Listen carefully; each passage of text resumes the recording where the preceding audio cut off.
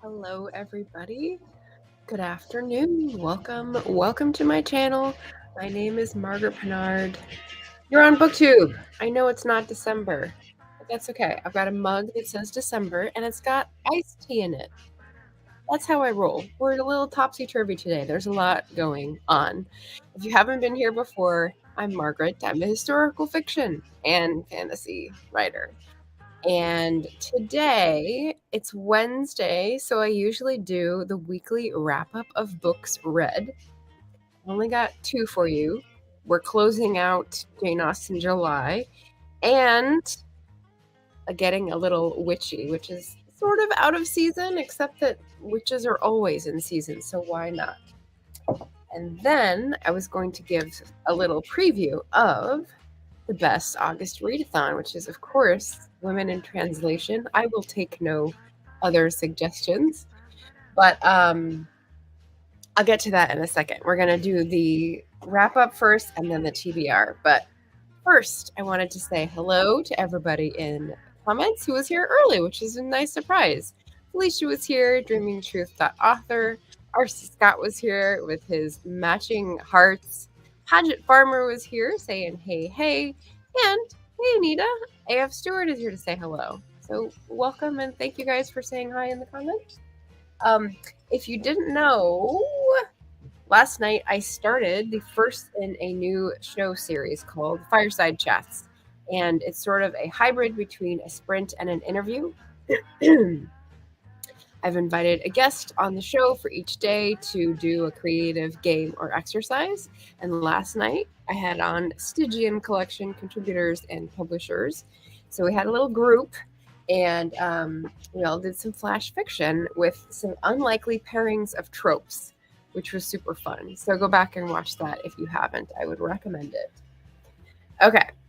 And today's is going to be with a single guest, Martha Jones of Self-Righteousness, who is a riot. So I think we will be working on book reviews because it's always nice to set an example. If you want people to leave you reviews as an author, you should leave reviews on their books. And so we're going to talk about reviews here today for the wrap-up. So, Jane Austen July, I finally read this slim volume of Jane Austen's letters. I've had it for years, maybe 10 since I've been in Portland. And I don't know, it doesn't say how the collection is chosen, whether it's all her letters that survive or a selection, but I read them all. They're to various people. They're not in chronological order. There's a part 1 and a part 2, and it's very mysterious. So I can't say I recommend this, Pavilion Press out of Philadelphia for explaining how they organize things or how they curate their collection. But the letters themselves are interesting. Some are funny, some are not making sense because I don't understand everything about Jane Austen's life, and it's been a while since I read her biography that I read. So 3 stars. I don't know if this is an easy edition to get a hold of, but I'm sure there are better collections for the letters. But of course, Jane Austen herself and her letter writing capacity, her wicked wit knows no bounds. So find a different collection. That is what I would recommend. I've got these on the story graph if anyone is curious as to where I track my reads. And then the witchy read is called Extra Witchy by Anne Aguirre. This is the first book of hers that I have read. I saw this in the library, as you can tell, and just picked it up off the shelf. Not because of the wedding dress cover, that's not usually my thing, but new author, cool font, graphic cover, it sold me. I picked it up enough to read it. And basically it's a contemporary urban fantasy with witches and a romance and a fake dating trope, which I don't know, I don't go for usually, but fake marriage actually. And it worked, and it was really funny, and it was really well written and well timed and well structured. So I really enjoyed this. Good thing too, because Anne Aguirre is the one who is looking to save my box checking. Every month I try to get diversity within certain ranges, and because of Jane Austen July and other things, I didn't have any BIPOC written books. So this is my only like Latinx author. So yeah, just got by the skin of my teeth. But really great book. Definitely recommend the author. I think it's like 4.5 stars, which is breakout for a romance for me. So really good. Estella's here. First time catching me live. Let's see. It's 1 + 9. It is 10 p.m. where Estella is. So she is up late. And thank you. Smash that like button, everyone. I appreciate that. Oh, I forgot to put my banners up. There we go. It's a combo wrap up TBR. And as Estelle said, like, comment, subscribe if you're new. Would love to see you do that. Okay, so those are the 2 books I read in the last week. I've been kind of busy with other things. So the fireside chats took out a lot of the schedule. But I will say I'm very excited for the Wit Month portion here. So while I get going on that, I will put that banner. Pop any questions you have in the chat if you're curious. So I've got 5 books for Wit Month. In case anybody doesn't know, WIT stands for Women in Translation. So we're reading translated literature. We're reading books written by women. We're reading books translated by women. We're reading books that are hard to find, quite honestly. So I will give you the lowdown on my 5 choices, possibilities for August this year.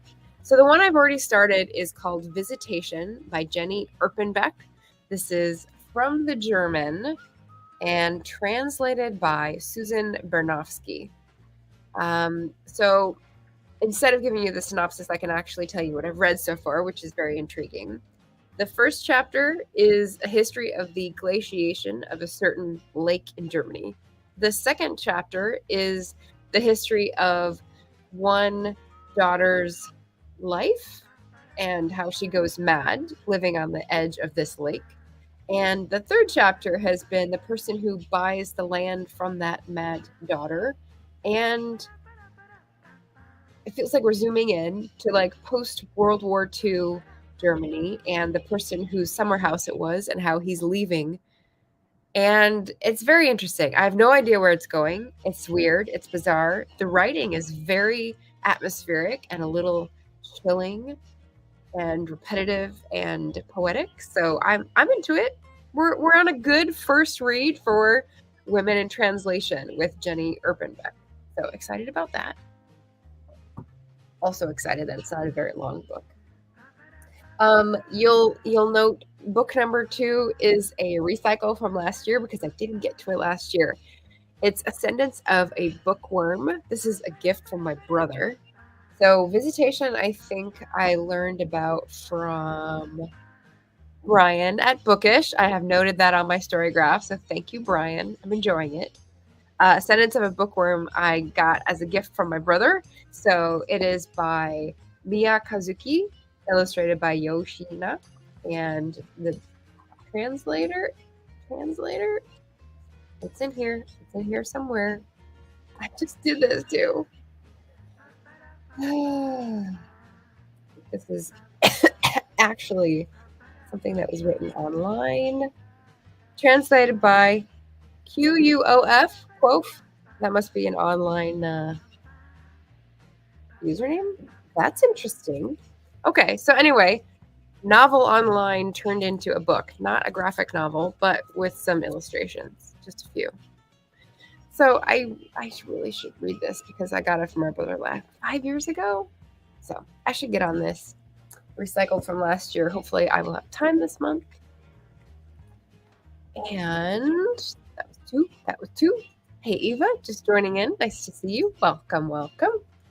Book number 3, Booktube Darling, Drive Your Plow Over the Bones of the Dead. It's a Nobel Prize winner, written by Olga Tokarczuk and translated by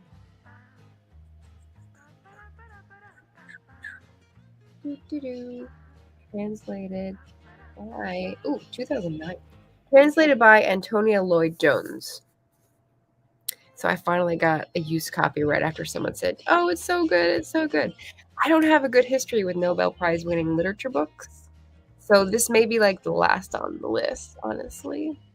But if you think otherwise, convince me in the comments. Ooh, here. This is one that we're reading for my Patreon book club. It's The Mad Women's Ball by Victoria Ma or Mus. I'm not sure how to pronounce the last thing in French because it's an odd French name to me. Translated from the French by Frank Wynne. And this is historical fiction. So let's see if I noted this. Mad Women's Ball. Nope, just on the wish list. So I'm not sure how I heard about it, but it's historical fiction about patients in the Salpêtrière hospital, so like a Bedlam type hospital in France in the late 19th century. And I feel like I've heard this storyline in another place, but maybe not. Maybe it's just this book. The mad inmates of this asylum have a ball once a year where normal people from the outside world come and fraternize with them, and that is their chance to sort of get a ticket out, because perhaps some of the people in the asylum for lunatics are not there for the right reasons. Late 19th century, you can imagine a lot of people are put in there because they're trouble. So very excited to read this for my Patreon book club. If you are curious about the Patreon book club, I have a bit.ly link in the description. It's $8. Every other month we read a book and discuss. So this is the one that got voted on by one vote to be read for August, because I tried to do a wit book for the book club. That's very exciting. And then finally, another one that is from the French, but not from the French viewpoint. So this is Disoriental by Negar Javadi. So it's French Iranian in author perspective. Let's see. I opened it up. I think this is another one that I got from Brian at Bookish. Yeah. And this is by, as I said, Negar Javadi with translation by Tina Cover. And I will read you this one. At once a sweeping saga of 20th century Iran and an intimate story of a young woman's determination to create a future on her own terms, Disoriental is Negar Javadi's timely, passionate, and entertaining debut novel. So it just looked really good. And I think 4 books for Whit Month is doable. So like very excited to see if the hype is real on this one. And yeah, so French, German, Polish, Japanese. If you saw my recommendations for Whit Month, which is books that I've already read and would recommend for various types of readers, I did that on Sunday. You would see that actually I am slanted, like biased towards Japanese translated literature. Not sure how that worked out, because like I speak French, so you'd think that I would gravitate towards more French translated books. Maybe, I don't know. Anyway, hopefully addressing that balance this year for the readathon. So that should be fun. Oh, okay. So Eva just looked up QUOF. What does it say? Carter Quoth Collins is an English translator for J Novel Club. He is the English translator of various Japanese literature, including Ascendance of a Bookworm light novels, manga, fan book, etc. J Novel Club. So that's the name of like the website-based book. Like I guess it's kind of like serial literature, but on a website instead of a more locked down site. So interesting. Okay. Thank you, Eva, for that information. Perfect. And Cool Gamer's here to say hey. All right, so that is my like list of women in translation, readathon books, pile of possibilities. Very excited. And then there are 2 that are not in that camp, but are going to be buddy reads for August. So I thought I'd get excited about them here in case anyone is curious. So calling out Barrett Laurie right now. We've been meaning to read this for like 3 months. I finally have a copy. Poverty by America, written by Matthew Desmond, who is also the person who wrote Evicted, which is a Pulitzer Prize winning book. I haven't started it yet.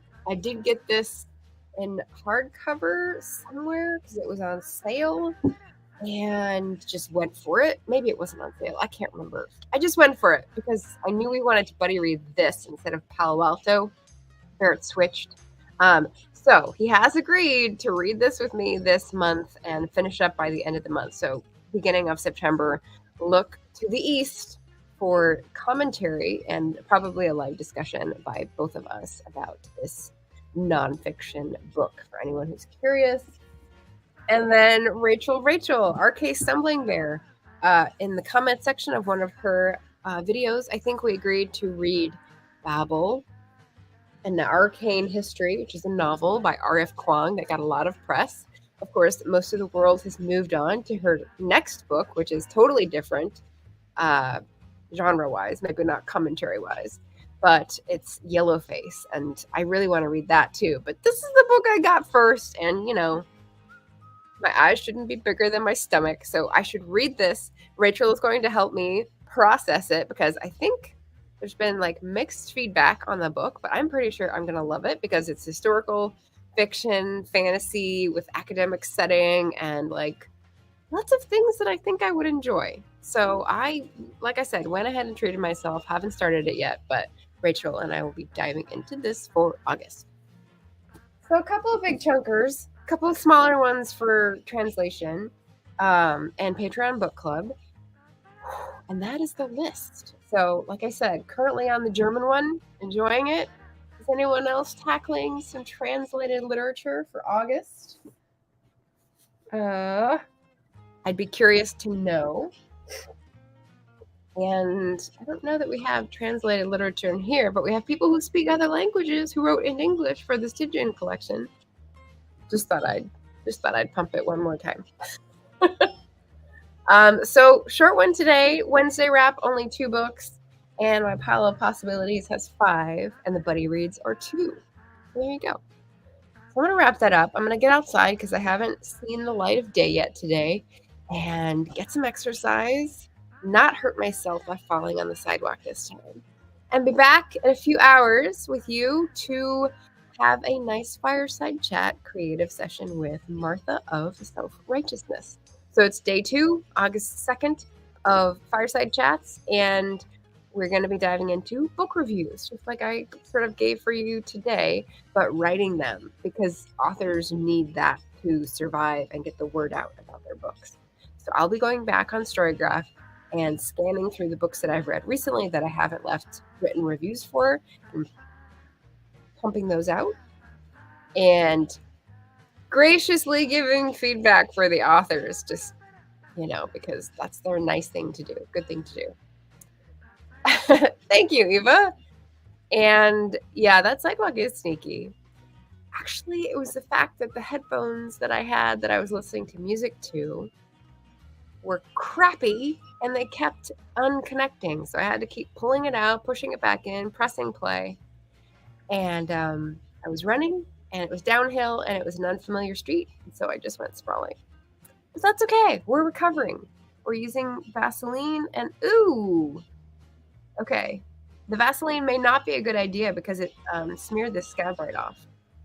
Okay, we're rethinking our strategy for healing wounds.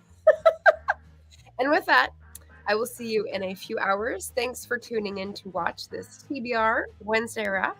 I'll see you again soon. Bye, everybody.